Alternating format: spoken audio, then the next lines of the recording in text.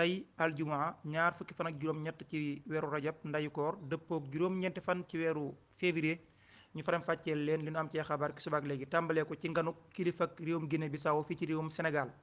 Umaro Sissoco Embaló ñëw ci Sénégal démb ci ngoon gi ñu dala ko fële ca palais de la République mu gisee kilifa ak réew mi son excellence président Macky Sall ñu waxtaan ci lu bëree bëri rawatina nag ci lu ñeel situation bi ci sous-région bi. moo Umaro Sissoco Embaló nag wax ni ñëwul fii ci réewum Sénégal en tant que médiateur ndax xam ngeen ne jamono ji réew mi coowal report élection yi moo fi am moom mii nag bi président Macky Sall reporté élection yi bokk na ci ñi ko njëkk a félicité ci kilifa yi wala bokk moom sax la ñu gisagun ci président bu génn publiquement félicité ko ci dogal boobu mu jël moom nag ñëw fi daal en tant que médiateur mais nag daf fee ñëw